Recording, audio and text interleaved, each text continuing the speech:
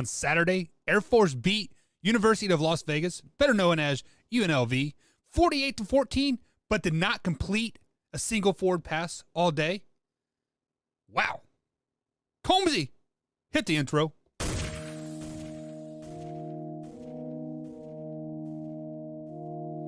You don't want to be every time, no.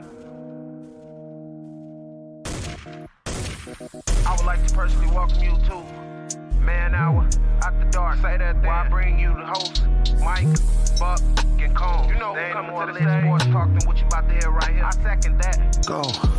You know that it's us when we talking about sports. Giving you facts on the field to the core. Tune in, we need the support. 1 hour too short, then listen some more. On all your stations, not dropping no music. Starts like Adidas, but Nike just do it. Down 4 in the 4th, we go for the win. Michael 2 seconds, we taking it in. Buck, Mike, and Combs, you know what's going on.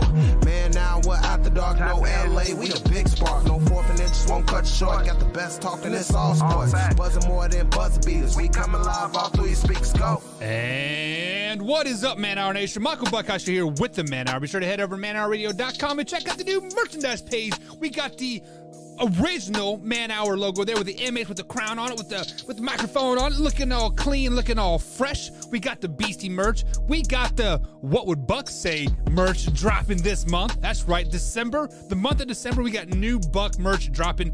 Team Buck, What Did Buck Just Say, and What Would Buck Say shirts dropping here December 1. Overall at manhourradio.com. You can still use promo code BEASTIE for the next couple days to give yourself some Cyber Monday, some Black Friday, whatever you want to call it. It's 20% off, guys. So manhourradio.com, check it out. Beastie merch is over there. A Man Hour logo t-shirts over there. Also, Takeaway 22 merch is over there as well. So Takeaway 22 merch is very near and dear to my heart, and Combs and Tori's as well, because we have all been affected by the 22 suicides a day that happened in the armed forces. So if you guys don't know what we're talking about, head over to manhourradio.com, or actually go to youtube.com/manhour. Link is in the description for the Takeaway 22 shirts, and it explains it all there. All proceeds or all profits from that shirt go directly to a nonprofit organization that helps military people with PTSD, feeding them, and just things to that effect. With all that being said, guys, we do have a great show for you guys lined up for you. We're going to talk some Rams and Packers. We're going to talk about Cleveland Browns and the Baltimore Ravens. That was a barn burner of a game last night. We're also going to talk a little bit about CMC, the Chargers. We have a lot of NFL guys to get into tonight's show here. We do see people popping up in the chat. I see Drew. What is going on? And Drew says, "What the buck?" Yeah, we definitely have some What the Buck shirts coming in as well. So pretty excited for the Buck merch to drop. We had the Beastie merch drop. Brandon had his own person make his merch. This is all merch coming from straight from my dome. So it's probably not going to be very good, but guys, bear with it. It is what it is. So if you guys haven't done so already, consider liking liking the feed that you are watching, and share this with a couple friends as well. If you're on 313 The Flash, big shout out to you guys for checking us out. Also, Northwest Streaming Sports as well. We are live up there as well.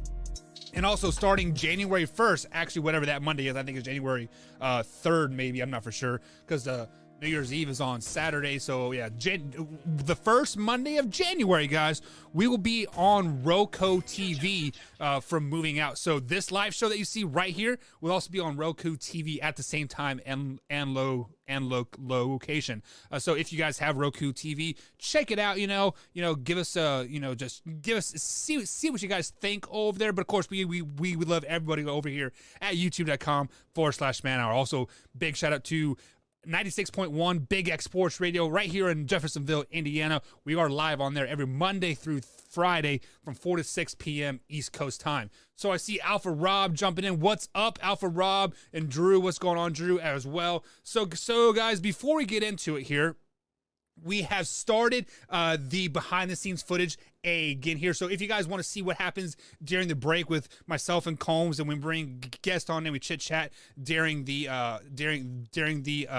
break as well, you have to become a member. So you simply become a member by clicking on the join button. 99 cents gets you access to that once a week. $2.99 is a couple times a week.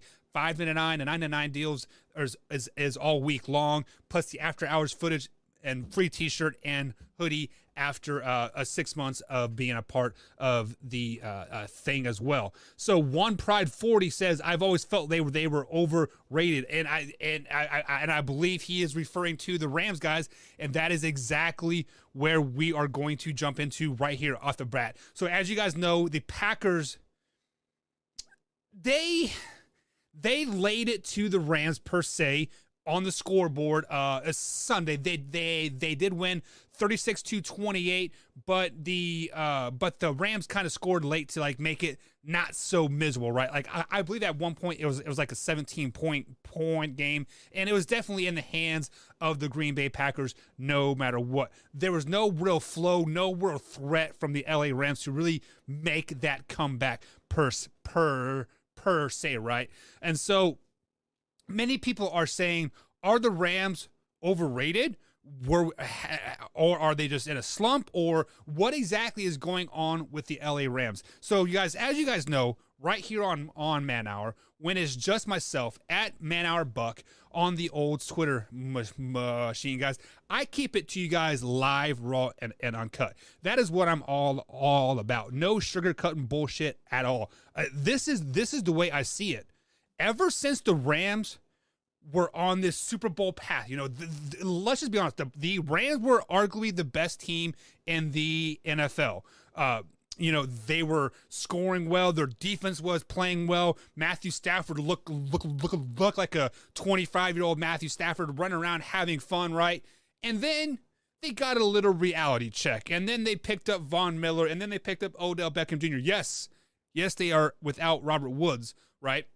But there are three big things that have been glaring with the LA Rams since their Super Bowl run, 4 years ago, 5 years ago, whatever it was, is the simple fact that Sean McVay is a good X's and O's coach, but he is not a very good situational coach. He does not feel out the teams very, very, very, very well and make adjustments to let your team succeed. So when the Packers, for example, are playing a too high safety to take away the deep threat of Odell Beckham Jr. and Cooper Kupp, why are you not pounding the rock over and over and over again? I mean, it's just Sean McVay's lack of going into a game and the ability to change on a fly, that is very suspect at best. Secondly, their offensive line has just, Matthew Stafford's getting hit a lot. So I don't know if it's because if he's hanging on the ball too long or the routes aren't coming open as quickly as they need to, but either way, he is getting hit a lot. With that being said, when Matthew Stafford gets hit a lot, he plays like dog shit. That's just the way it is. That has been his MO since his Detroit days, right? Actually, since his Georgia days. When he gets hit, he puts the ball up, it gets intercepted. Hell, look at the was it the Colts game a couple weeks ago when he threw the 2-yard pass in the end zone and got for a pick six, right? So when he gets in that flustered state, he does stupid shit. That's just the way it is at the end of the day. And number 3 is many people they have had that target on the Rams' back, because people have wrote them off in the Super Bowl since week 3, right? Well, guess what? You cannot buy yourself a goddamn Super Bowl. We are seeing it right now. You can have all the talent in the world with Von Miller, with Aaron Donald, Marcus Peters, right? The list goes on the defensive side of the ball. And then on the offensive side of the ball, you have Matthew Stafford, you have Kupp, you have Odell Beckham Jr., you have Henderson. They have all these weapons, but this is not the NBA. You cannot just add one piece and you're instantly better, right? It takes timing. It takes a lot of intertwining to make things work. when they signed Odell Beckham Jr., Robert Woods got hurt that same day or the very next day. Either way, this is not a plug-and-play system. It takes time to learn how to run routes.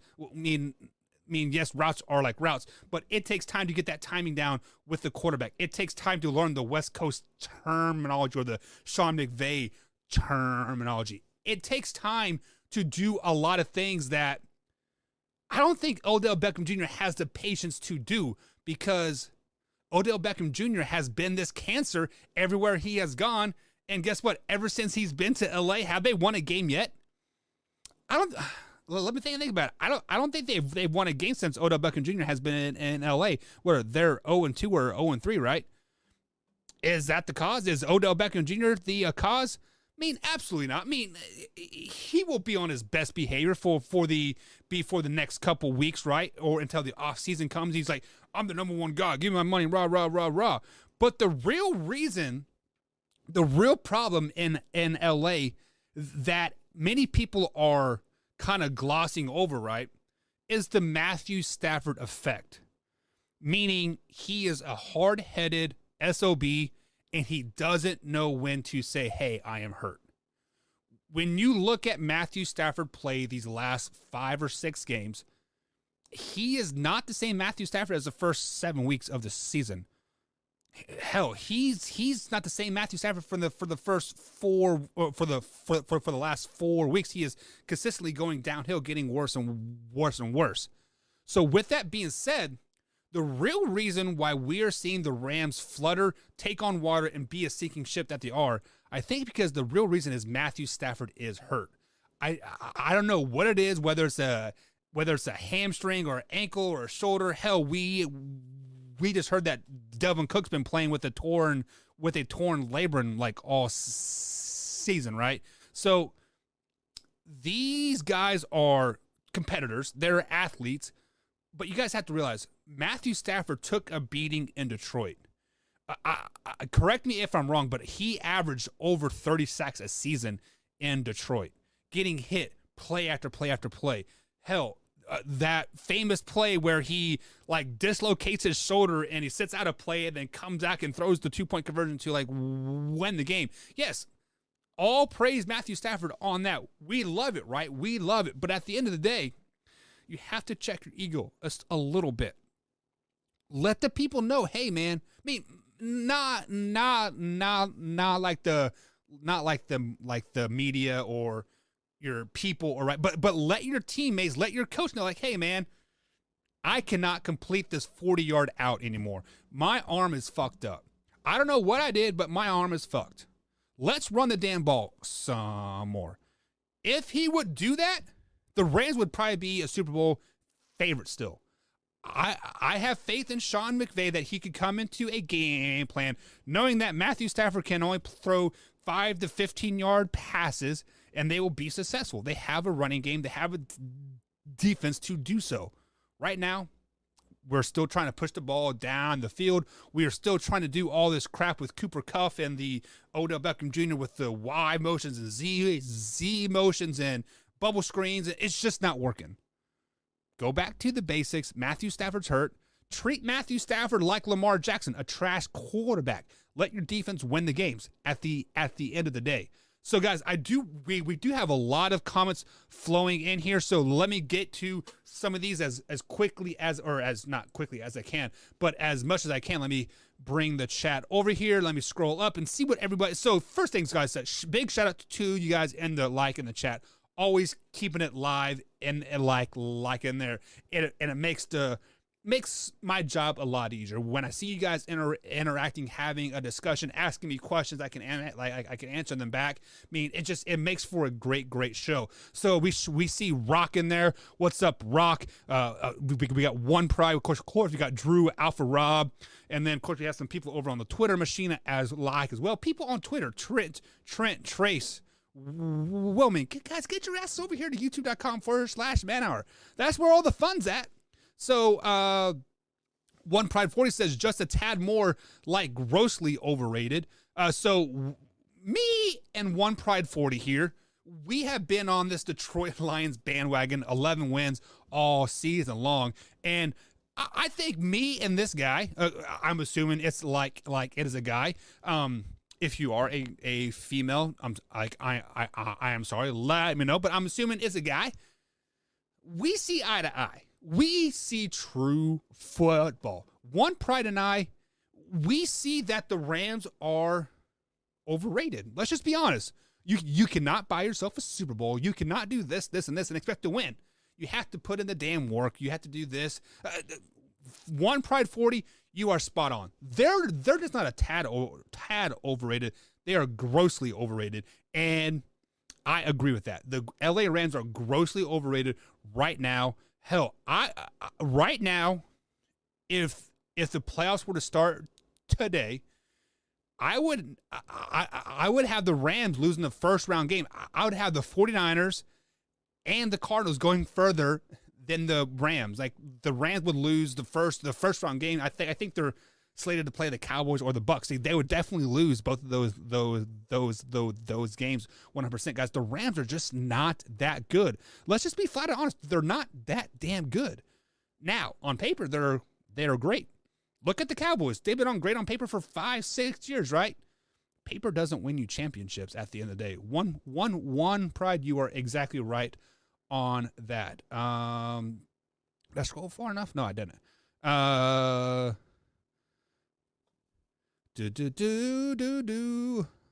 Sorry, guys, I'm scrolling. So flying solo has its pros and cons because I can answer all these comments, but then I got to scroll through them like I don't have Combs talking in my ear. And then Rock says any quarterback that gets hit a lot will play like crap, Buck. So Rock, you are absolutely 100% correct. Any quarterback does get hit a lot will play like crap. You are absolutely 100% correct, no doubt in my mind. Obviously, when you have a nice plush pocket, you can step up into it, get your arm behind it, make a nice, clean, crisp throw. You are going to have more confidence. You are going to play better, obviously. But there are quarterbacks that thrive better under pressure. Well, one of those quarterbacks being Lamar Jackson. He feels... What's the word? He feels, to me, my eye test tells me that Lamar Jackson feels uncomfortable in the pocket. He feels better when he doesn't have time to think, when he's getting flushed, right? So there are players, I mean, granted, he's not getting hit every play like Matthew Stafford is, but when somebody is has to think about the game, they screw up. I'm talking like Lamar Jackson hurt, hell, Dak Prescott, Patrick Mahomes. I mean, those are four pretty darn good quarterbacks in the NFL, and they do better when they're being flushed and flushed out of the pocket. Why? Because they don't have to. They don't have to think. They let their athletic ability take over it, and then they do better. They do well. So I do agree with you to an extent. But yeah, anytime you consistently get popped in the mouth, no matter what player you are on the offensive side of the ball, you definitely do start to get alligator arms. You don't quite hit the hole as hard. You don't want to step up in it like in the pocket. Yeah, I mean, I definitely see what you're saying there, Rock, 100%. One Pride says, shoot, what happened? He says they should just draft their roster. Oh, wait, too soon. No. So if you guys don't know, I believe the Rams do not have a draft pick till 2023, if I'm not mistaken. And then that's only like a fifth or sixth round. They actually do not have a first or second round draft pick till 2026. If my mind serves me right. That is totally off the top, but it is definitely right there. So they at least have only fifth and sixth round picks for the next couple years. So yeah. Too soon. I mean, that's just plain stupid. Why would you do that? But whatever. They are in a win now mode. They're saying we must win now. We must win now. We must win now. But yeah. Rock says facts. You cannot buy a damn Super Bowl. Great point. Yeah. The only way I can say you can buy a Super Bowl is when the Tampa Bay Buccaneers, they didn't quite buy the Super Bowl per se, because they the Tampa Bay Buccaneers already had talent there. They already had Godwin. They already had Scotty Miller. They had that defense in place. They also had Mike Evans. They added a couple pieces to make them a Super Bowl caliber team. Tom Brady, Gronk, Leonard Fournette, Antonio Brown, right? And then they added Richard Sherman, obviously this year, which he didn't play last year. But they added pieces in the offseason. The difference between the Bucs and the Rams is the Bucs team was there all season long. The Rams team, they've only been there for a couple weeks. So what happened to the Tampa Bay Buccaneers last year? They were 6-4, 6-5, I believe it was, and then boom, they took off. It took them 9, 10, 11 weeks plus the preseason. Granted, there was no preseason last season. So it took them 11 games to really figure out to gel as a team. We are asking the Rams to do that in 6 weeks and then boom, go to the Super Bowl. That's not going to happen. So if this team was constructed like this at the beginning of the season without Robert Woods and with the addition of Odell Beckham Jr. and Von Miller, then yeah, I could definitely see them as Super Bowl favorites. But right now, no, cut it. They are out 100%. One Pride 40 comes out and says he's talking about beating in L.A. Oh, he is taking a beating in L.A. Yeah. You as a Lions fan, Mr. One Pride there, you know all about Stafford taking a beating. So, yeah. So he also comes back and says, Alpha Rob says, what about Jackson's four picks last night, but no one's saying about him in other sports media. So we will be talking about Lamar Jackson here very, very shortly as I get through some of these more commentary. Actually, I see Trent Mason. What's up, Trent? I see Trent in the chat. Big shout out to Trent, one of my former players over there at FC. Big shout out to you, man. A message was deleted by Streamlabs, so I might have to go up there and reread it, Trent. But for whatever reason, it's deleting your messages. That's kind of weird. My bot is blocking you, Trent. Oh, you said a naughty word, Trent. You can't say naughty words. Sheesh. And One Prize says no. The majority of Tampa's team is drafted. They just were added by Brady. Yeah, I think that's what I said. But so guys, that's kind of it on the whole Ram seeking SIP saga. On the other side of the coin there, Matt, the Packers, Trent, thank you for the super chat, man. Definitely appreciate that. That'll go a long way here, man. Much, much appreciated. So let's talk a little bit about the Packers before Kevin comes on here and we talk about the real bottom line with Kevo. Guys, be sure to follow him at the real Kevo, the real Kev _0 on Twitter here. So we have been talking a lot about obviously the Rams, but let's talk about the real elephant in the room, and that is the Green Bay Packers, guys. The Green Bay Packers have been on this mission. They ever since that shellacking week 1 versus the Saints, right? They have just been on. They're thinking wham bam, thinking man, bend over bad boy. I'm spanking you because I don't care who you are my daddy now. Or I'm your daddy now. There you go. I'm your daddy now. But some of the biggest news to come out of Packer camp here in the last, obviously we have the whole COVID tour, right? So for you guys that don't know is obviously Aaron Rodgers was on COVID protocol when the Packers played the Chiefs. They played my Kansas City Chiefs and lost, but Aaron Rodgers broke his toe during COVID, so they're calling it the COVID toe, aka he had a little bit of too many Jackson Cokes and he hit the side of the couch. Well, that broken pinky toe is bothering Aaron Rodgers quite a bit. He is on pace to have surgery on that pinky toe within the coming days. He is not expected to miss any time because they have a bye week coming up. I believe they play a Thursday night game. No, No, their bye week is coming up, not this week, but next week. So he will have some time to heal for the playoffs, right? But with that being said, guys, every time we see somebody go through a mid-season surgery, possibly miss a game or miss practices or whatever. Yes, I know he's like a 17-year veteran. I get it. But we've seen Dak Prescott miss one game, and he came back the next game was total shit show, right? A total crap hole versus the Denver Broncos. Absolutely terrible. We've seen it with Aaron Rodgers earlier this season when he came back after the COVID game. He wasn't just that good.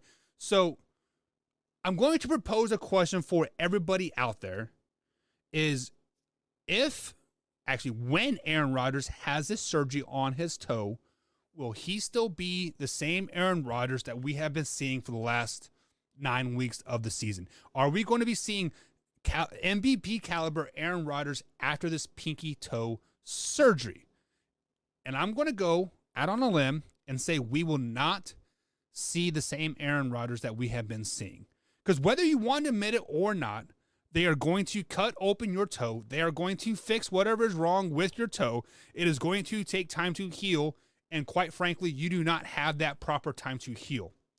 Look at Patrick Mahomes. Patrick Mahomes had a turf toe, I believe, in the Super Bowl or the AFC Championship game as well. And it took him all offseason up to week 11, week 12 to really come back from that injury per se.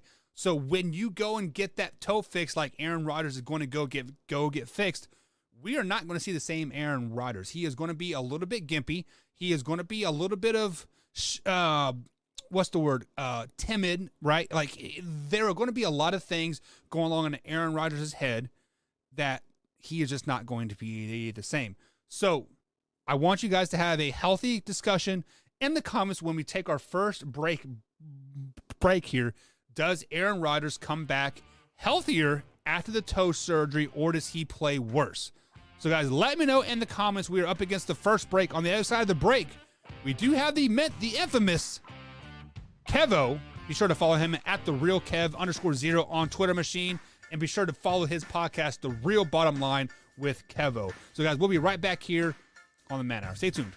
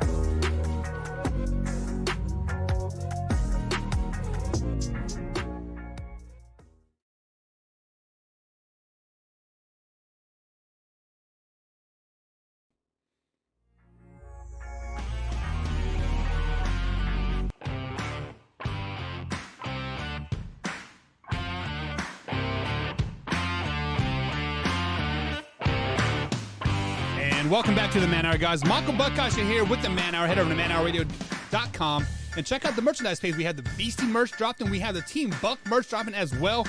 Also, the hashtag What Would Buck Say? What Would Buck Say? So WWBS shirts are out there. That's funny. BS fits my personality just about perfect. But we do have a great man lined up tonight, and that is Mr. Kevo himself. Kev, what's going on, man? Man, what's going on, man? Just hope you had a happy, good Thanksgiving. Ate lots and lots of food. Spent time with loved ones, all that good stuff. Because I sure did. I'm still having a Thanksgiving hangover. Yeah, so my Thanksgiving hangover was spent 10 hours in the car from Kansas back to Indiana with some whiny-ass kids and a whiny-ass wife. So, it is what it is. So I hope she's not listening, because... Oh, she always listens, man. Like, she is my right-hand man. Like, she'll tell me, like, how bad the show is or how good the show is. So, she knows what she's getting into. Okay. All right, so before we get too carried away into our segment here, the real bottom line with yourself, tell the people about yourself, where they can find you, etc. Yeah. So as you mentioned before on Twitter machine, at the real Kev _0, podcast is at the bottom _pod, POD. We're talking about the real stuff. We're not just talking about what happened in the game last night. It's about more than that. There's so much more to sports than just like the results, and that's what we talk about. Yeah. So when I say we, I mean me, because it's really just me. But yeah. So come give it a listen. If you like it, rate it, review it, give it 5 stars, or don't. But give it 5 stars. Give the man 5 stars. Come on, man. Don't be a hater. No, for real. I really appreciate comments. It really helps me understand the audience. My audience, and it helps me move in a direction that fits the audience. Because at the end of the day, if I want to hear myself just talk, I can just go do that in the mirror. I'm doing it for entertainment, and so I need to do what's most entertaining. Right, and that's what's exactly what is going on over here at youtube.com/Man Hour. You guys are lighting up the comments tonight, and I absolutely love it. And just keep it going, keep it healthy going, conversation. Trent, refrain from using bad language, man. I don't know what you said, but you got putting time out. Shame, boss. But anyways, so for you guys that don't know, Kev is a Dallas Cowboys fan. Don't hold that against him. I'm a passive Dallas Cowboys fan as well, but he lives in North Carolina, and North Carolina has a team called the Carolina Panthers. They also have a great player, when healthy, when on the field, by the name of Christian McCaffrey, CMC for short, Mr. CMC himself, fantasy guru, fantasy god. So Kev, as you know, by now, CMC has been put on IR for the rest of the season with that nagging ankle injury. Earlier this season, he has already been put on, I don't know if he was on IR, but he did not play for 5 games with the nagging hamstring injury. So since his 2019 Pro Bowl season, he has only played 10 games with the Carolina Panthers. Therefore, he has only played 10 games with the head coach of Matt Rule. So I need to propose this question for you. As a coach, say you are Matt Rule, and you have to build this team to a Super Bowl caliber team, and you're trying to build it around Christian McCaffrey, but he is never healthy. He is never there. He's played 10 games in 3 seasons. Is it time to move on from Christian McCaffrey if you are the Carolina Panthers and Matt Rule? So, to be fair to Christian McCaffrey, so yeah, he was on IR as the temporary IR that used to just be 6 weeks. Now it's like 3 to 6 weeks, so you can bring him back in throughs if you need to or whatever.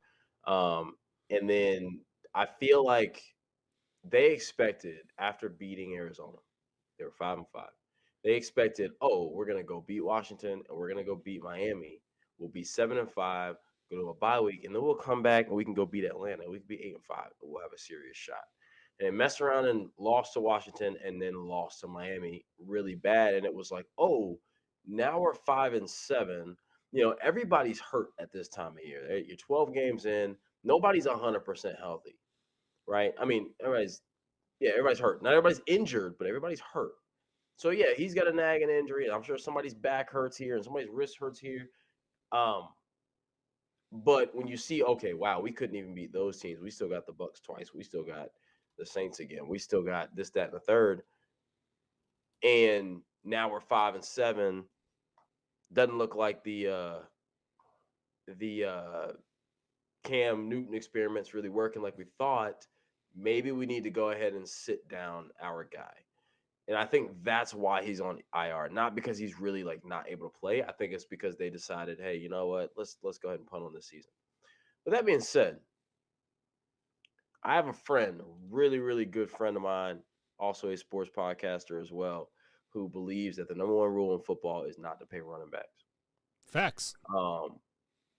Okay, so you're a part of that crowd. Yeah, so you don't pay them, you let them work off their rookie contract for 3 or 4 years, right?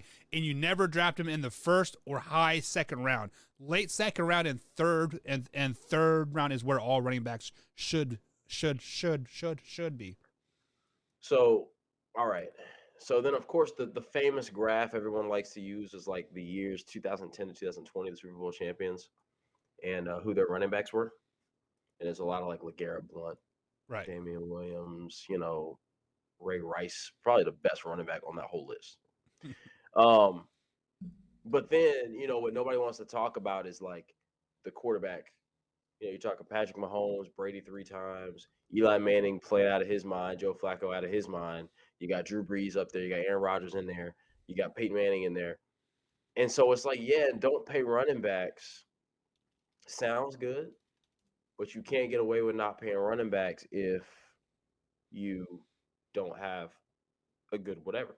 And so right now, the Panthers don't have a quarterback who can elevate their team.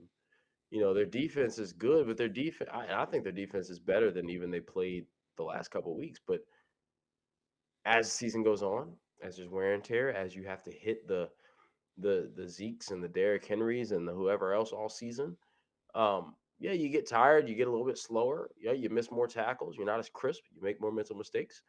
And so they don't have a Baltimore Ravens, Pittsburgh Steelers, or Iron Curtain, Steel Curtain defense. And they definitely don't have any of them quarterbacks, Tom Brady's, Peyton Manning's, right, on their roster. So right now, when you don't have the other things in play, you can pay your running back. Now, when his contract is up, I would hope that they've addressed the quarterback situation to where they at least have something in the future. And then, now you can let him go and work with your quarterback on a rookie deal. But right now, if it was me, I'm not getting rid of Christian McCaffrey for what? What am I going to get? What can I give? What can I get from McCaffrey that is more worth in the short run or long run than what he gives me today? How about a quarterback that can elevate the play of the rest of the team? How about like payroll? Like what quarterback? Quarterbacks that come to mind right now that would instantly elevate your team. Russell, Aaron Rodgers, a Jameis would probably elevate your team there as well, and maybe a Baker Mayfield would be a perfect placeholder too. Okay, so here you go. Now let's go ahead and because situation matters, right? Baker Mayfield. Okay, the Browns haven't had a quarterback worth a damn in 50 plus years. Yep. Okay, they finally got one, even though he's not great. He's still better than they've had. He still holds the position down consistently. Do you really think they trade him for a running back when they have Hunt and Chubb? Okay? In hindsight, no. They will not make that trade. Yes. So Aaron Rodgers, okay, because it's also like these quarterbacks you mentioned who can elevate a team are on teams who need to be elevated as well. So like if I'm the Seahawks, why the heck would I trade Russell Wilson for again a guy who's played 10 games in 3 years, or 2 years? Why would I trade Aaron Rodgers for that when I got Aaron Jones? So I just paid what I got. So you see what I'm saying? So like I think you're talking about the Saints with Jameis Winston. Well, I got Alvin Kamara. This is where all that stuff comes in for now. He may very well end up same exact situation like this down the road. Yep. But this is where it comes down to like, you can say don't pay running backs, but it's like if Carolina lets him go, what does it do for them? At least paying him gave them this option that we're talking about right now. Also, by paying Christian McCaffrey, he signed a $100 million deal, right? Yeah, I don't know this, man. I'll look it up. Yeah, but like either way, they have a lot of freaking money tied up in hurt player. So let's say you're paying him $100 million. He's played 10 games in 3 seasons. How is that worth your $100 million for one? The reason why they don't have a good quarterback, two, is because they had that $100 million tied up in one freaking player. That is why every time a team signs a $100 million guy, Rams, Lions, Chiefs, they're not going to be very good, in the next couple of seasons because they can't sign anybody else. They literally cannot sign anybody else. Carolina specifically is not in that situation. So his deal was 4 years, $64 million. That was like his extension. Right. That's $16 million a year. Okay. None of the wide receivers get paid. DJ Moore is still on a rookie contract. Robbie Anderson is the highest paid, and he gets paid the average receiver stuff. Their defense is young as all hell. Right, you're talking about Jeremy Chin, rookie contract, Shaq Thompson. Like, none of these guys get paid big money. Brian Burns, it's a contract year for him. None of these guys, all their playmakers right now, like Carolina's not paying anybody but Christian McCaffrey right now. So they're not in that situation now. 3 years from now, fast forward 3 years from now, and you're like, oh, do we give him another contract at whatever age that is, 27, 28, 29, when now – Jeremy Chin had to get paid. J.C. Horn had to get paid. Shaq Thompson had to get paid. Brian Burns had to get paid. Like, now we're talking about, okay, right. But this Carolina team, the way this roster is constructed right now and their cap, they've got some of the most cap in this entire league. And the problem is, and their biggest problem right now is they are locked into Sam Darnold's 5th-year option. They picked it up when they traded for him. Right. So next year, they owe Sam Darnold whatever it is, 18 to 20 something $million. Yeah. And now you're talking about $34 million locked up in one season to your backfield, in which your quarterback sees ghosts and your running back's not going to be there. So I know you as a Carolina guy. I mean, you talk Carolina sports all day, every day. So like, the ins and outs more than I do. But let's flash back to week 1 through 4 when Carolina was 3-0, looking like a Super Bowl caliber team. Sam Darnold was on this top 10 pace. What was the difference between then and now? A healthy CMC, a healthy DJ Moore, a defense that was playing that, and they had a lead. So when you have a lead, it makes it a lot easier to play, right? So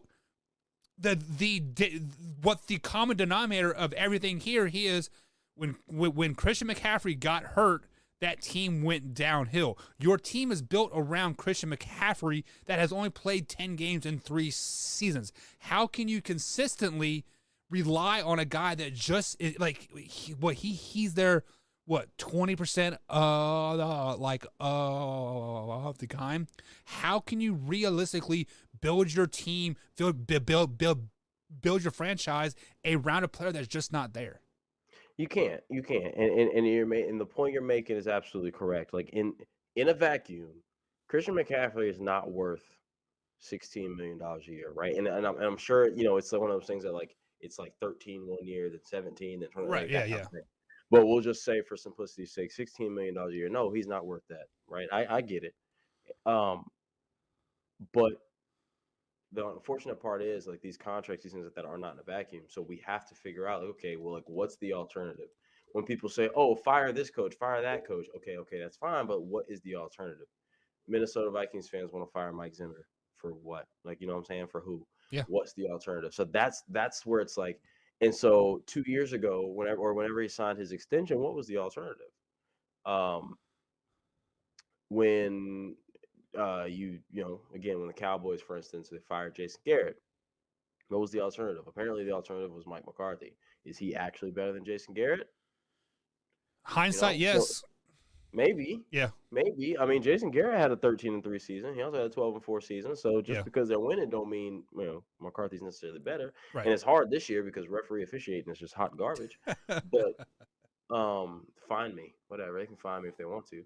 But again, and you brought up the good point. They started out the season 3-0, and everything was clicking because Sam Darnold, when he didn't have anywhere to go, could throw it to Christian McCaffrey. The second they got out of that rhythm, the second McCaffrey got hurt the first time,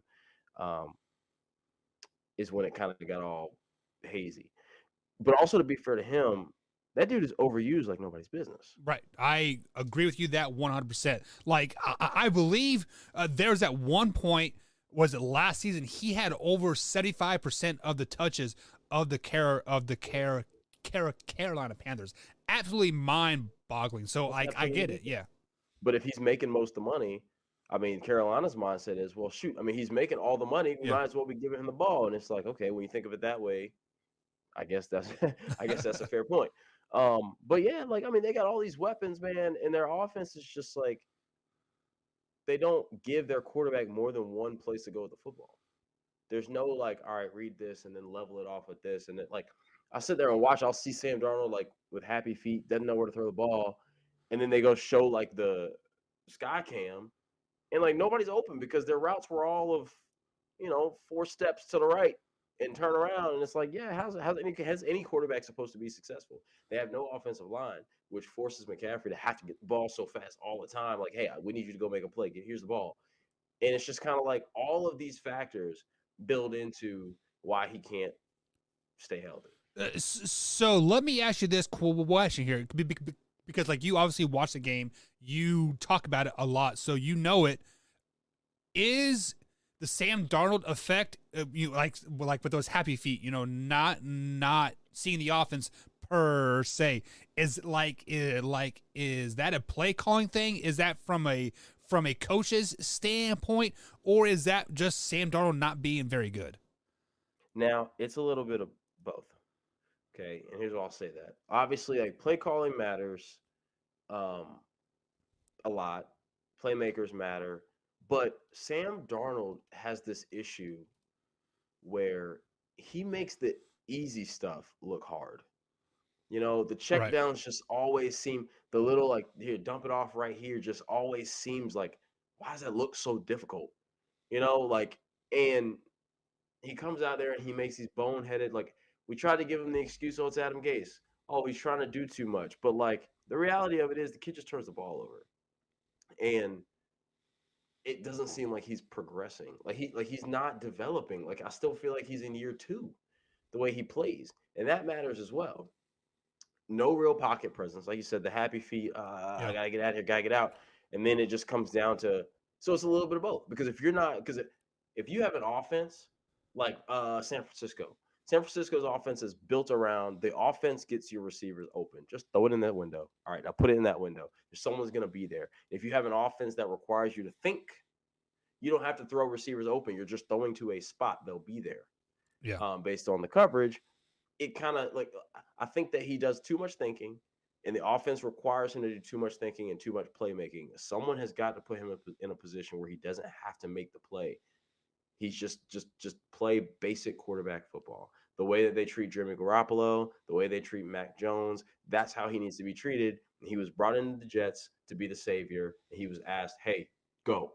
And he's brought into Carolina to be the guy who can make the big plays because Teddy Bridgewater can't. And in reality, someone needs to say, let's slow down.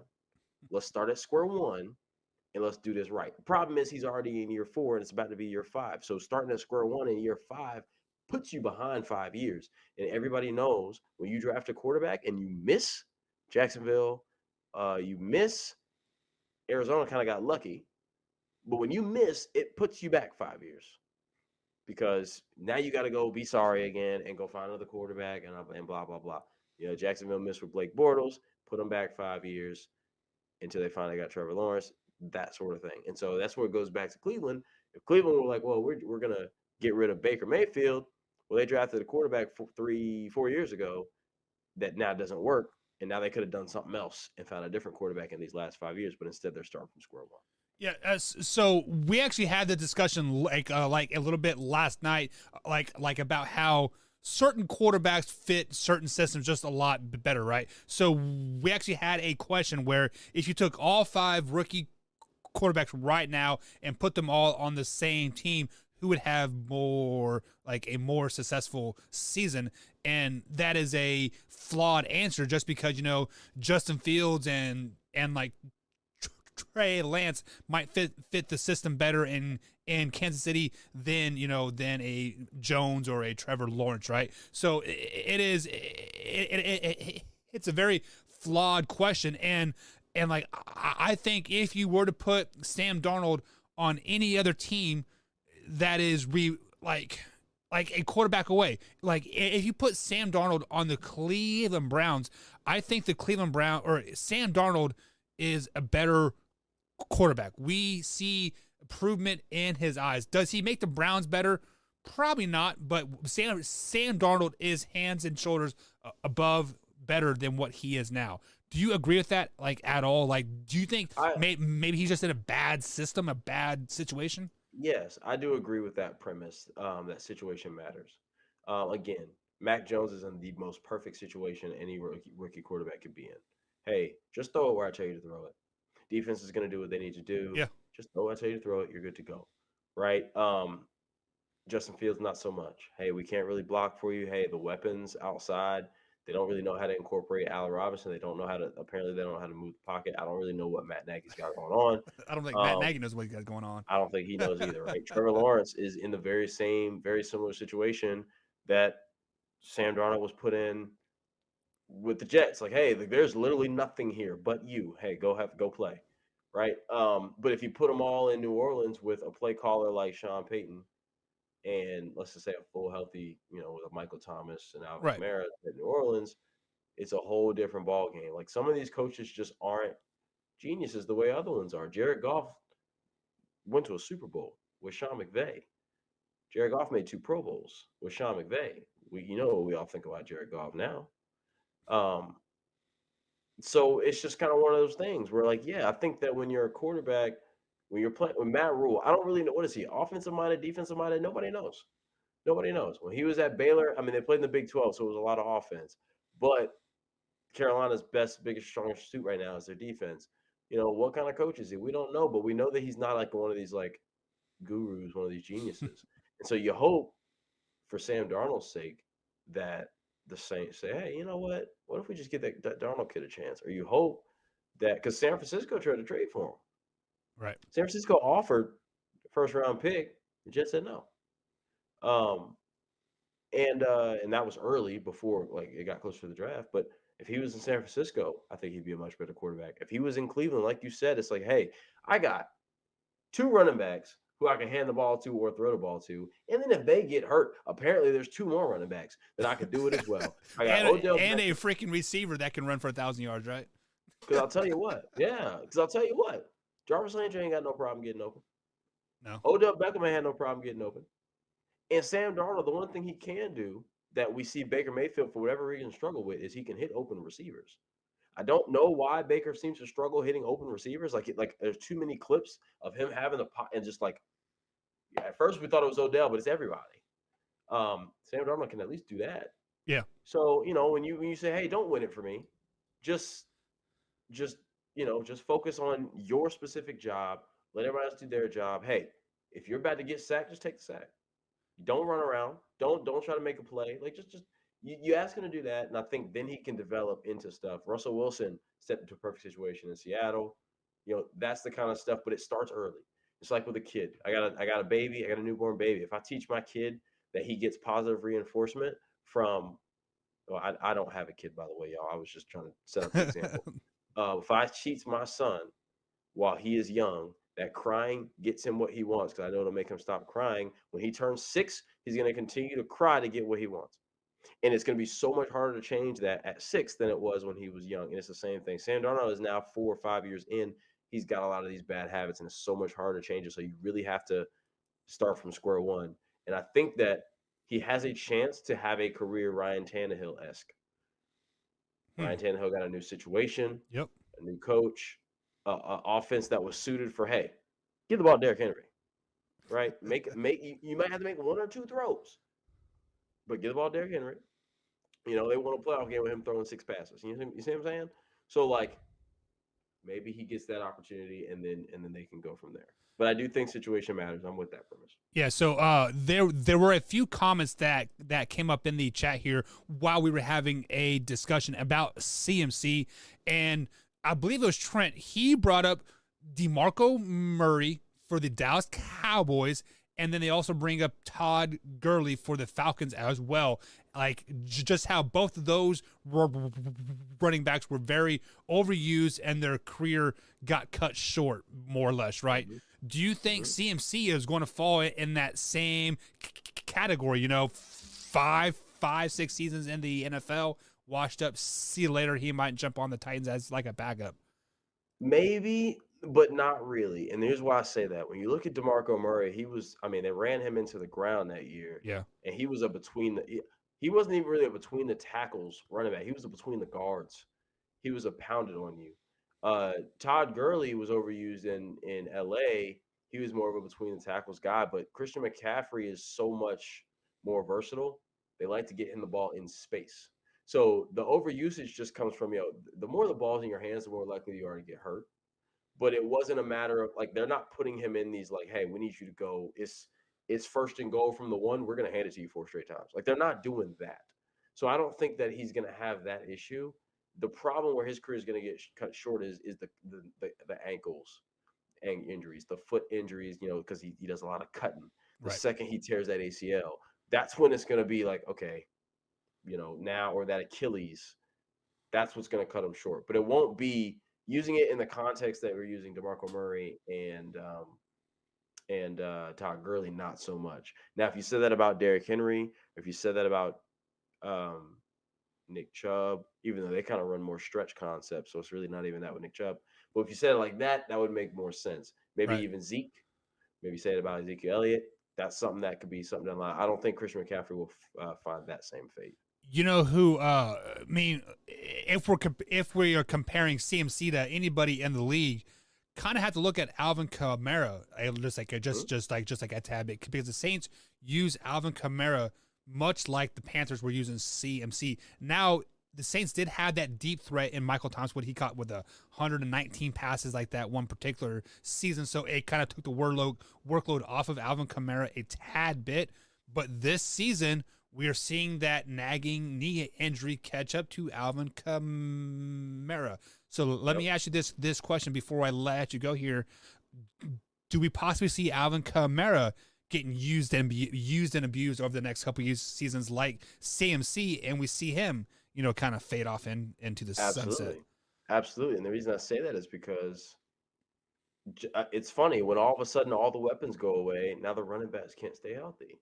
And you're talking about, there's no Michael Thomas, and there's no Drew Brees. And it's just like, it's really Alvin Kamara a bust out here, just like it's Christian McCaffrey a bust. Think about, they remind me of a much newer age and a much more versatile versions of your Jamal Charleses and your Chris Johnsons. Yeah. Right. Super fast, super quick, twitchy. You can use them in the pass game and the run game. But the problem was, Chris Johnson in Tennessee, they had weapons, not crazy weapons, but they weren't the Saints wide receiving core. Same thing with Kansas City. So until I think they're better as pieces than as centerpieces. I think that your offense can't be revolving around them, or else you're just going to get them hurt because nobody's body is built for that. And now you're talking it's 17 games now instead of 16 games. Like, nobody's body's built for that. And if you, yes, I do think that Alvin Kamara, it's a long-winded answer saying yes, I do think Alvin Kamara is in danger of the same thing, because that Michael Thomas situation is weird. I don't really know exactly what's going on, but like, he wants out for the season. I that's what I think it is too. Yeah, and that's really scary for Kamara. Yeah. So basically, in a roundabout way, you have defeated your own logic here, saying that running backs cannot be centerpieces on a NFL team. Therefore, you do not want to draft them in the first round or pay them, right? Well, I didn't say you can't draft in the first round or pay them. I just said they don't need to be centerpieces of your offense. Well, shouldn't the centerpieces of your offense be paid and be drafted in the first round? More or less. But think about it. If there's a running back who's NFL ready, I'm drafting 29. You mean to tell me I can't pick him because I'm not going to get a chance to pick him in the second round at 29. So I got to pick him in the first. Like, I do think situation matters. It's less about the draft and more about the pay. And I think that if you can get good value, I think that if McCaffrey's contract was $16 million a year, like that's what it was, a flat rate, Yep. it would be worth it. The problem is that last year I think is like 30 or something stupid. Well, he'll And probably so end up that's retiring where or getting cut before they got to pay it's that. possible, but that's where it gets sticky. But yeah, if you can get good value, you know, don't overpay. Don't pay running backs is just don't overpay running backs. Let's put it that way. Let's edit the rule a little bit. Don't overpay running backs, and you can be in good shape. Well, I mean, if you want to go that logic, don't overpay anybody, aka Patrick Mahomes, right? Yeah, that was. I understand why they did I will it, answer and they for you also- as a Chiefs fan. Here, let me get my Super Bowl championship hat here. Right? Stupid, completely Well, that's the thing, though. stupid. One Super Bowl solves everything. Does You it? know, everything. Every trade you make, if you win a Super Bowl, it justifies it. It justifies it. Like the Broncos going and getting Peyton Manning, winning the Super Bowl justifies it. They also weren't paying him $500 million though either. I mean, you're right, but when you win a Super Bowl, the reality of it is, like, think about this. Let's go to basketball for a second. Think about the Dallas Mavericks. You know, the last time they won a playoff series No. was Was the last it- time they won a championship. Yeah, versus the Heat. That's the last time they won a playoff series. Wow. That was more than 10 years ago. What, 2009, 2010 Nobody was thinks it? about Yeah. that. You know why? Because they won a championship. A championship almost grants you 10 years. Mike McCarthy is still a head coach. Like, he's a head coach now because he has a Super Bowl from 10 years ago. Not because anybody sees him as this, you know, Jeff Fisher continues, and he probably is done now, but he continued to get jobs because he had some success. John Gruden, because he won a Super Bowl. You see what I'm saying? Like, winning a Super Bowl just grants you like this grace.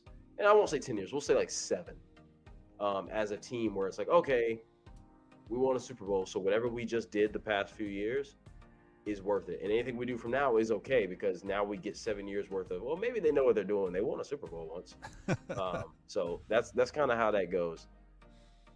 All right, man. Maybe Well, Carolina Panthers should win a Super Bowl. but as always, man, thank you for joining us. You know, guys, Kev is here every Monday night here at 8:30 East Coast time, giving us the real bottom line. So before we let you go, Kev, where the people can find you at? Find the podcast wherever you get your podcasts: Apple Podcasts, Spotify, Stitcher, you know, all that good stuff. iHeartRadio.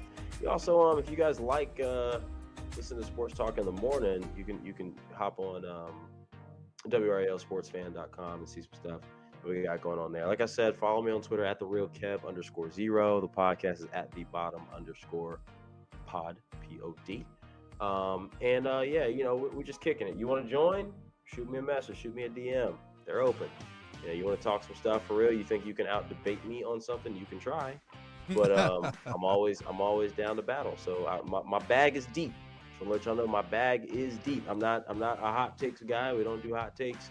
If you got something to say, you better be able to back it up and show me why I'm wrong. All right, man. So we definitely need to get you on with Soup Boss like at one point. But guys, we are up against the next break. So guys, sit back and and enjoy. So when we go to break, I want you guys to think about this. Leaders of the AFC North right now, I believe it's the Baltimore Ravens. They won last night 16-10. That's the topic of choice coming up next here. Are the Ravens or Browns going to make a deeper playoff run, guys? Let me know in the comments here, and we'll be right back here, guys, here on the Man Hour.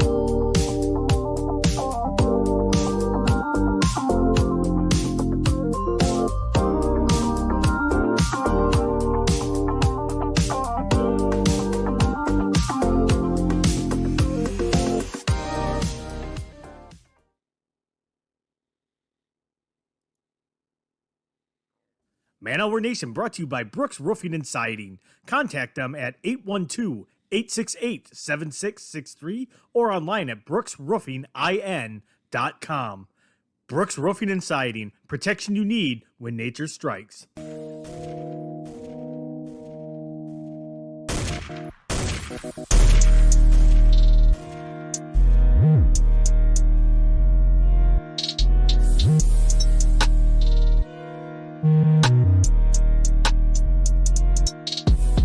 And welcome back to Man Hour, guys. Michael Buckasher here with the Man Hour. Head to manhourradio.com and check out the merchandise page, guys. Be most inclined there. Also, guys, check out the Takeaway 22 merch that we have there, guys. All proceeds from that merchandise will go to a non-profit motorcycle organization that helps military veterans with PTSD, feeding them, finding them housing, all that good stuff. They help many, many people, and they are doing their best to keep that 22 away. So Takeaway 22, guys, hoodies and t-shirts, merch is at manhourradio.com. Check it out. Like I said, all proceeds go to that foundation. All the details is in there if you guys are curious whatsoever. It is a great hoodie. It is a great t-shirt.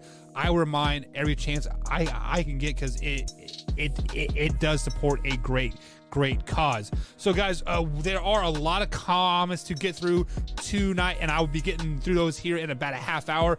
But we have to talk about a topic of choice that has been happening here in the chat here, and that's the old Lamar Jackson, the Baltimore Ravens, and the Cleveland Browns game from Sunday Night Football. The Baltimore Ravens edged them out just a little bit, 16-10, in probably the most ugliest, sloppiest game I have seen all NFL season. Now, it was still a good game. Lamar Jackson threw for 4 interceptions.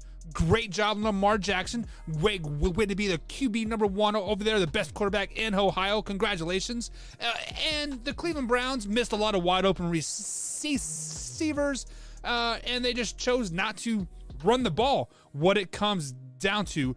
But at the end of the day, the Baltimore Ravens are still 8-3, leading the division. They are 5-1 at home now. So with that being said here, guys, right now the Baltimore Ravens are leading the AFC and the playoff race. They are right now, if the playoffs were to start right now, they would have the number 1 seed, and they would obviously would have the bye.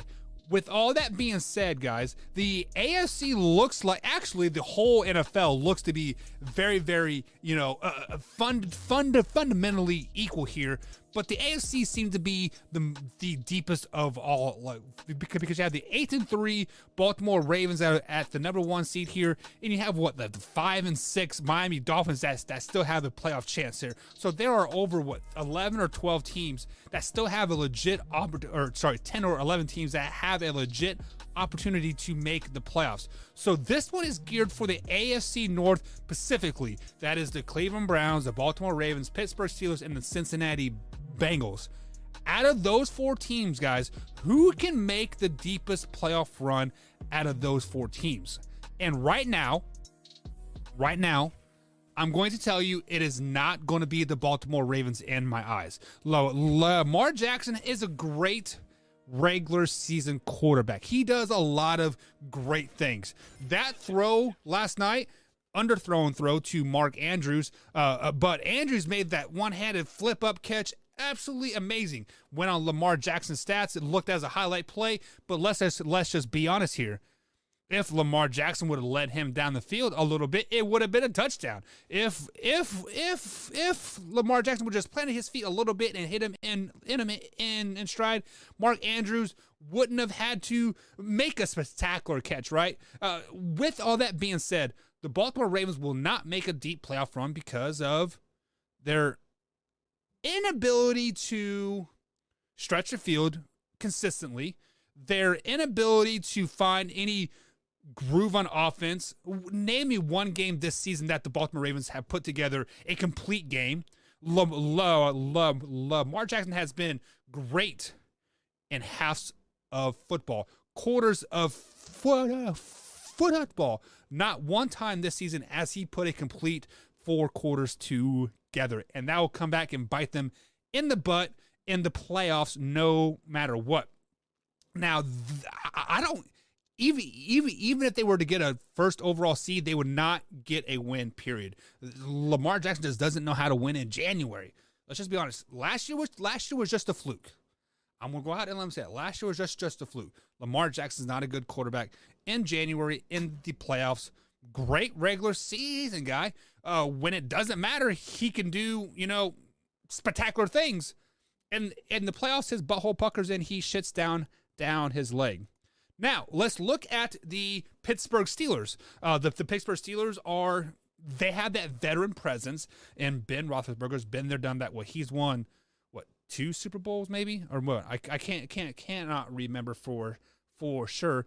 But that injury bug is biting them. Claypool is out. Juju is like is out. They are not using Najee Harris like they should, a.k.a. give him the ball and running him into the dirt. 30 touches like a game should be what they're doing. So with that being said, I don't think the Pittsburgh Steelers even make the playoffs. If they do, they're a first-round exit too. Adios, see you later. Chicka bam bam, bye-bye, Pittsburgh Steelers. You guys suck. Ben Roethlisberger is going to ride off in the sunset with his tail tucked between his legs. He's going to be patting, what's his face? Mason Rudolph. This is your team now, buddy. Yeah, good luck, right? No, they better be drafting a quarterback or trading for somebody. Aaron Rodgers, Jimmy Garoppolo, somebody. They better be finding a quarterback because Mason Rudolph is not it at all. And then let's look at the Cleveland Browns. Cleveland Browns here. They are the most dysfunctional team that is great that I have seen in my whole entire life.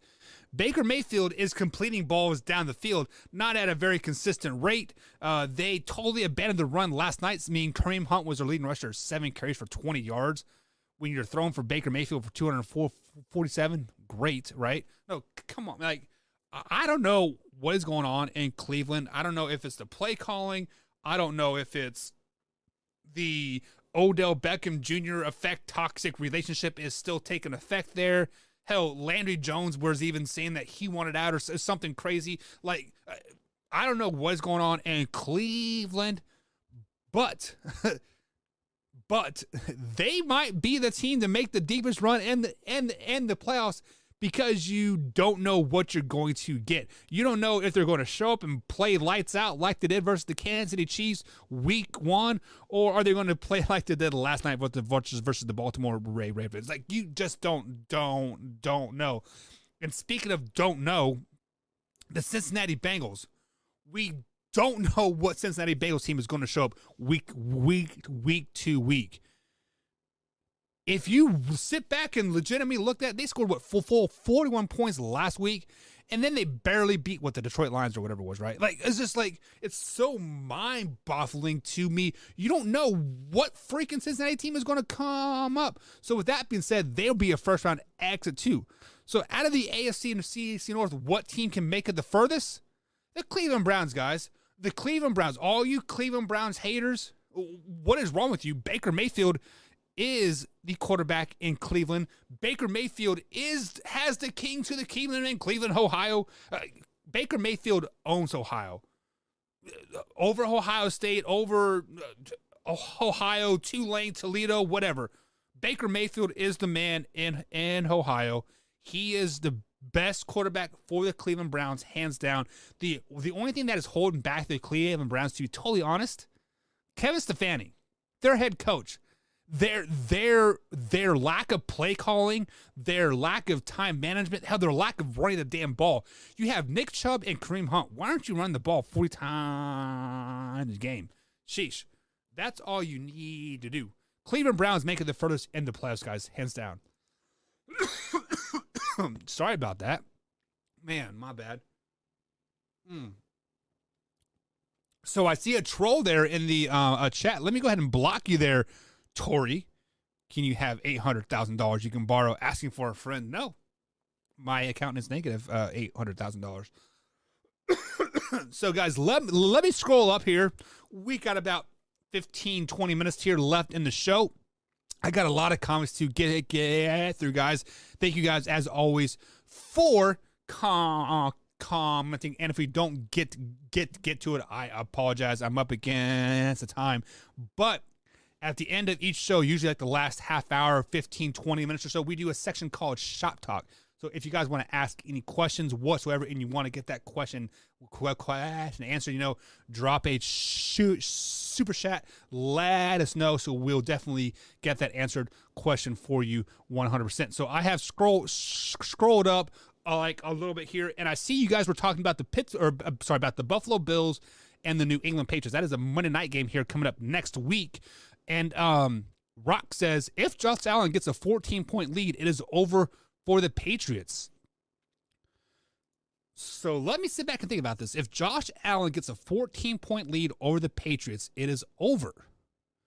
Wow.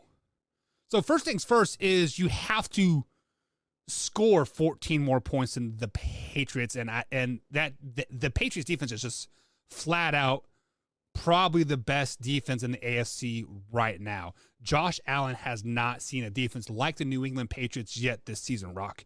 No question in my mind.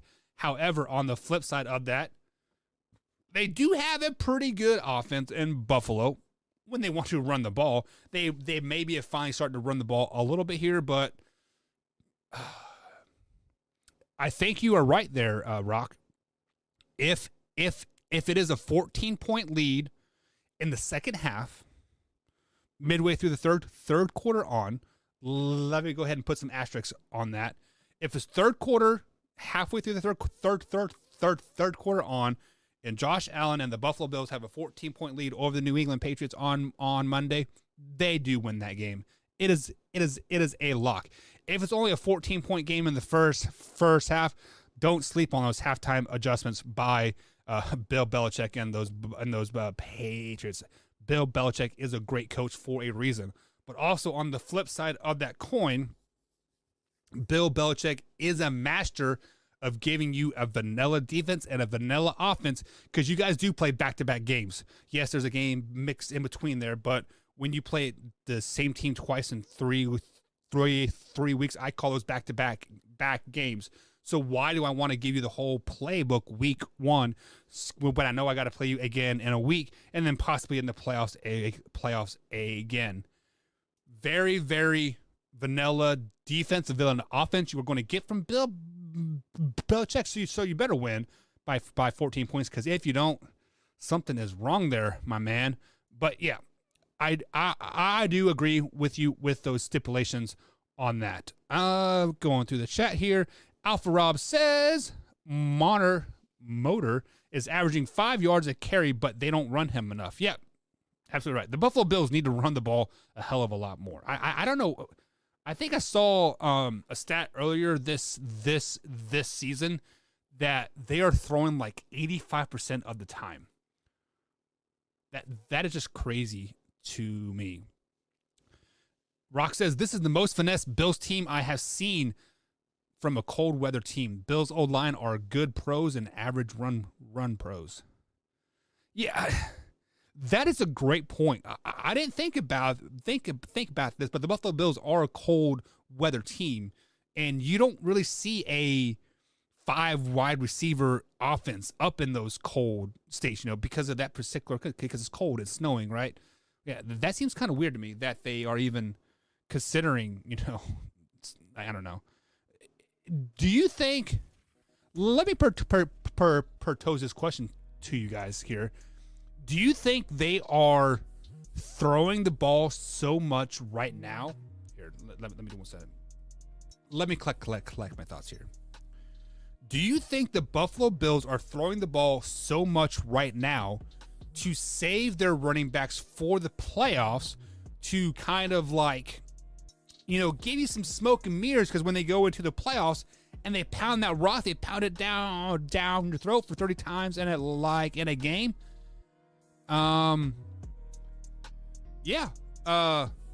Maybe that's it. Maybe that's why they're doing what they're doing here, Rock and Alpha Rob. Maybe that is why they are throwing the ball 85% of the time, to save their running backs for the playoffs. Maybe they're thinking Mike Bell. Maybe they're thinking big picture finally. Maybe they're thinking, hey, we have this division locked up. We have the AFC figured out. Let's just play it cool. Let Josh Allen get his 5,000 yards, 30 touchdowns, yada, yada, yada. Then week 17, we run the fuck out the ball. Hello, boys, we here. Wham, bam, thank you, man. Fist in the booty hole, we here. But hey, who knows? Only time will tell. Only time will tell. Scroll down here through the cups a little bit more. Jones is going to be in a place like never before Monday night in Buffalo. So yeah, the game is at Buffalo on Monday night if I'm not mistaken. So yeah, do you think this game is bigger than the Tampa Bay game here, guys? So, I mean, yes, this is a division game. This game is for the division per se. But I think there's more television coverage on the Bucks Patriots game, and what that was week 4, week 5. I can't remember for sure. I think the Tampa Bay Buccaneers then are better than the Buffalo Bills now. So yeah, I mean, he's been here. I don't think he is scared. I don't think he is. His eyes are too big. Hell, he's been in a national championship game, for crying out loud. Right? I mean, no, he is totally fine. And then what did Trent say?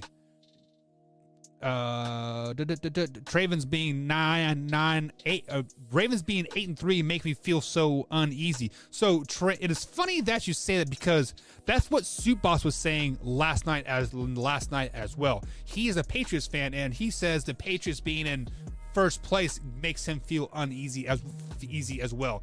Kind of like, hey, the mission is accomplished type of thing. We're in first place, all hail the gods, right? So yeah, I mean, definitely cannot take the foot off the brake by any means. Let's look at the Ravens schedule moving forward here, because they are sitting at 8-3 right now. Where the hell? There they are. So they are 8-3 right now. They're at the Steelers next week. They're at the Browns the following week. Imagine another back-to-back game. That's so stupid. You literally have 18 weeks to plan these games. You put them back-to-back. That's stupid. But you're at the Steelers, at the Browns, Packers, at the Bengals, Rams, and Steelers again. So I would be worried if I'm a Baltimore fan. I feel you will not walk into Pittsburgh and like and win easy, but I do think that is a win. I think you lose to the Browns at Cleveland. You'll lose to the Packers. You'll lose to Cincy, but you'll beat the Rams. You beat the Steelers. So that's only 3 more wins. So that's only 11 wins on the season for you Baltimore Ravens fans. So is that good enough for a first overall seed? We will see. The toss-up game that I have is possibly the last week of the season with the Pittsburgh Steelers. So that might get you 12 wins on that. A couple more comments here, guys, before we go. We are definitely up against the time here. Hoffy says, Brian Kelly to LSU. Poor Combs and his Fighting Irish. Wow, that's some breaking news. Brian Kelly is going to LSU. Wow.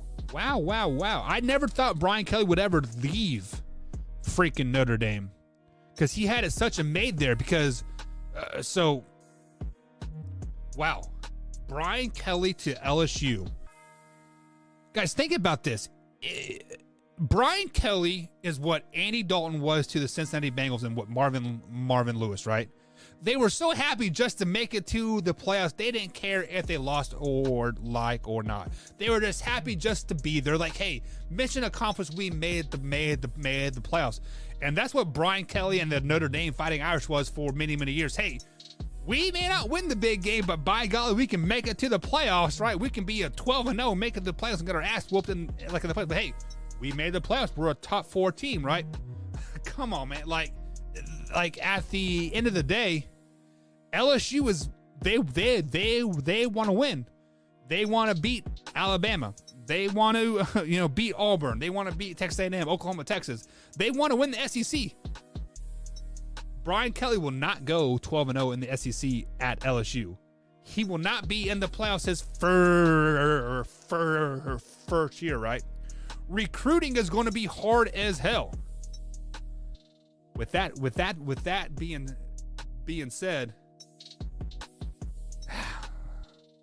I wonder what LSU saw in him. What did they legitimately see in Brian Kelly? I don't know. Trent Mason with another super chat. He says Scott Scatterfield's dad died minutes before the U of L UK game. Wow, that is sad. That is very so. Scott Scatterfield, guys, Scatterfield is the U of L head football coach, and anybody that has ever lost a parent or lost anybody close to you, you guys know that is very, very difficult. And then to go coach a football game, especially in a rivalry game. So Trent, like, I don't know if you know this or not, but did he know his dad passed minutes before the game, or did because sometimes when things like that happen, they don't tell you until after the game, just because they know what kind of emotions will carry on you, right? So yeah, I mean, that's mind-boggling to me. I mean, I am a Kentucky fan, but I'm also a compassionate guy, and that is very, very tough. He says, yeah, they were running out of the tunnel, and right after that, he got the call. Wow. So as you are running onto the field to play a rivalry game, to get your first 9-win season ever as a Louisville head coach, and to quote beat the big brother, right? You get a phone call saying that your dad died. Now, I do not want to take any light of the situation whatsoever, but if my parents were if I'm a head coach of a football team, high school, college, NFL, it doesn't matter, and they know I'm about to go play one of the biggest games of the season, and one of them just one of my parents just died, don't call me right before the game. Wait till after the game.